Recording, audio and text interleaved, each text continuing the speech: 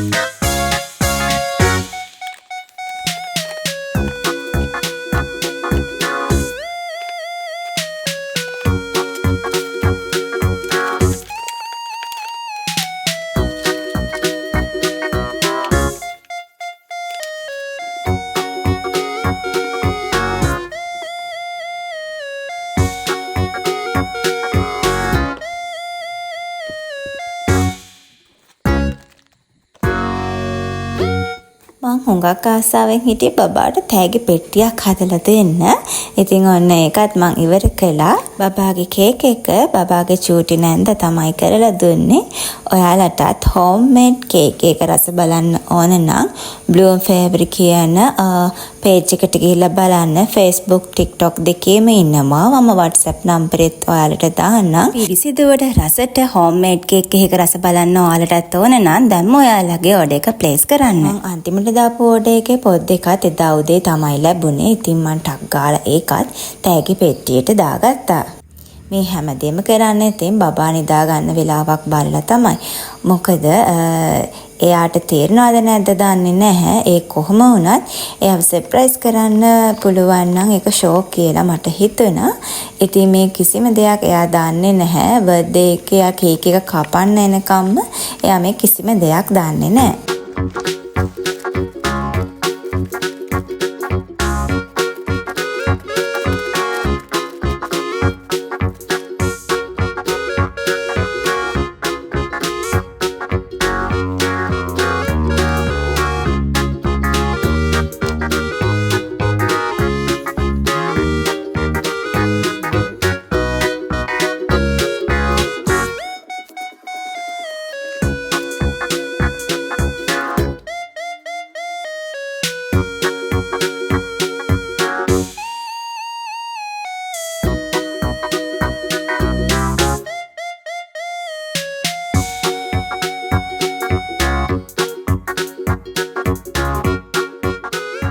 මට හිතුණා මේ සැරේ කහපාටින් ඩෙකොරේෂන්ස් කරනවා කියලා.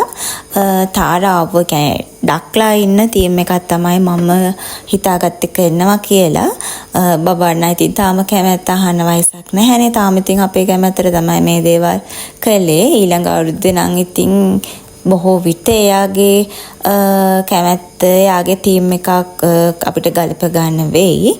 කොහොමාරි මම හිතුවා මේ කලර් එකත් එක්ක ඩේලයිට් එක හොඳ හිටියේ කියලා කේක් කපන්න. ඒ කියන්නේ දවල් හවස් වරුව වගේ ඉරව්ව තියෙන වෙලාවක ලස්සන හිටියේ කියලා හිතුවා. ඉතින් අපි ඒ ටයිම් එක බලලා තමයි කේක් කපන්නේ. ඒ දේවල් ඔක්කොම ලේස්ති කරගත්තේ. මේ වෙනකොටත් බබා නීති. ඉතින් ටට්ටක් ගාලා හස්බන්ඩ්වත් කතා කරගෙන ඔන්න ඔය මම උපදෙස් දීදී ඉන්නවා. ඉතින් එයාට කරන්නේ කොහොමද කියලා අපි දෙන්න එකතු වෙලා ඒක ලස්සනට වැඩේ කළා.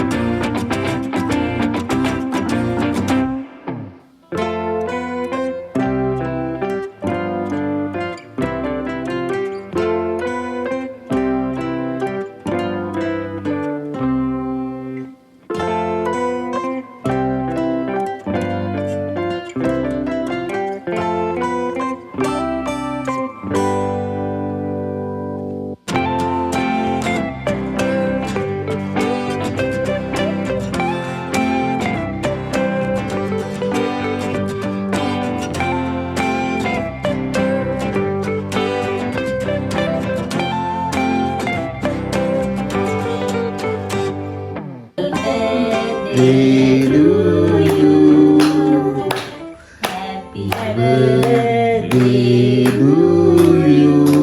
Happy birthday, dear Candela. Happy birthday to you.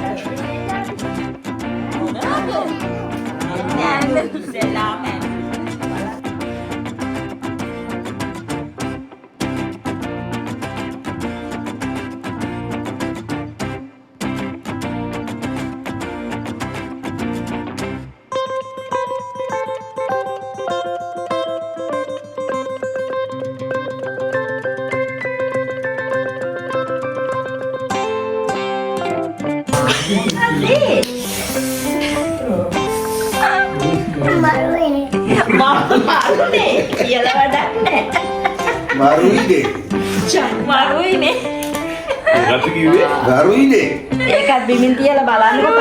ඒකත් බිමින් තියලා.